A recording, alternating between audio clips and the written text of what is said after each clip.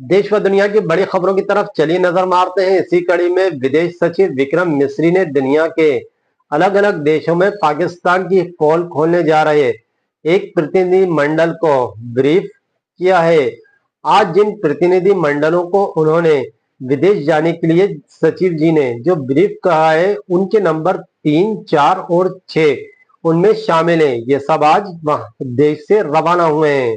लंबे अरसे बाद बिहार विधानसभा में नेता प्रतिपक्ष और पूर्व उप मुख्यमंत्री तेजस्वी यादव और केंद्र मंत्री जो हैं चिराग पासवान एक साथ दिखे हैं। दरअसल ये दोनों नेताओं ने गर्मजोशी से एक दूसरे से मुलाकात की है और हाथ भी मिलाया है। इस दौरान आरजेडी और एलजेपी आर के नेता ने एक दूसरे का हालचाल भी जाना। दरअसल आपको बता दें, चिराग पासवान बिहार के नवादा में शहीद को श्रद्धांजलि देने पहुंचे थे। वहीं तेजस्वी यादव भी श्रद्धांजलि देकर वहां से निकल रहे थे। तभी दोनों नेताओं की आमने सामने मुलाकात हुई है। मध्य प्रदेश सरकार के मंत्री डॉक्टर कुंवर सिंह विजय की माफी सुप्रीम कोर्ट ने नामंजूर कर दी है।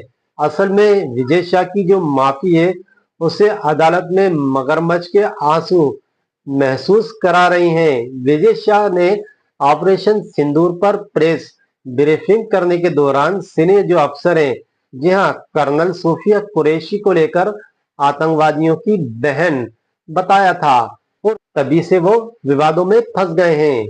कांग्रेस ने भारतीय जनता पार्टी के अमित मालवीय और रिपब्लिक टेलीविजन के जो प्रधान संपादक है अरविंद गोस्वामी के खिलाफ पुलिस में शिकायत दर्ज कराई है। उन पर कांग्रेस के तुर्की में कार्यालय होने की दुर्भाग्यपूर्ण गलत सूचना फैलाने का आरोप लगाया गया है। पिछले कुछ समय से अखिलेश बनाम योगी आदित्यनाथ की बातें होती थी, लेकिन पिछले कुछ दिनों से यहाँ पर बदला हुआ कुछ नजारा आ रहा है। अब बात हो रही है अखिलेश यादव बनाम ब्रजेश पाठक की। जी हाँ, अब यूपी की सियासत में डीएनए को लेकर भूचाल आ गया है। वार पलटवार जारी है। एक और समाजवादी पार्टी मीडिया सेल ने ब्रजेश पाठक पर किए गए विवादित पोस्ट से भारतीय जनता पार्टी प्रदेश में सड़कों पर बवाल काट रही है, तो वहीं समाजवादी पार्टी के जो राष्ट्रीय अध्यक्ष हैं अखिलेश यादव का पुतला तक जलाया जा रहा है। वारिस पठान ने कहा है कि हम किसी को खुश करने के लिए देशभक्ति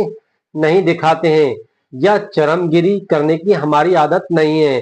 मोदी वारिस पठान के लिए भी मिनिस्टर हैं, यानी कि पीएम हैं। हम देश के साथ हमेशा खड़े हैं और खड़े रहेंगे। इसका मतलब ये नहीं कि किसी भी पार्टी को समर्थन कर रहे हैं या हम देश की सेना के साथ हैं। यहाँ पर हम सिर्फ देश की सेना के साथ हैं।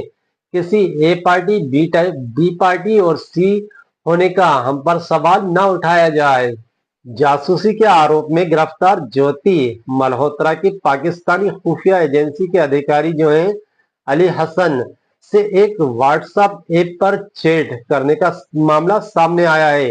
इस चैट में अली हसन ज्योति से कहते नजर आ रहे हैं कि मेरे दिल से दुआ निकलती है कि हमेशा की आप खुश रहो, आप हमेशा हंसते रहो, जीवन में कभी भी कोई गम नहीं आए। इसके बाद इस पर ज्योति ने अली हसन को एक हंसी वाली इमोजी भेजी और उस पर मेरी शादी पाकिस्तान में करवा दो। इस चैट से इतना तो साफ है कि ज्योति का पाकिस्तान के साथ एक इमोशनल कनेक्शन था। ज्योति पाकिस्तान की खुफिया एजेंसी के अधिकारी अली हसन से लगातार संपर्क में थी और उनसे काफी बातें किया करती थी। केंद्र मंत्री बीएल वर्मा ने अपनी भारतीय जनता पार्टी के नेता और योगी सरकार के काबीना मंत्री रहे। जी हाँ, स्वामी प्रसाद मौर्य की बात कर रहे हैं, जो कि ऑपरेशन सिंदूर पर दिए गए विवादित बयान को लेकर प्रतिक्रिया दी है।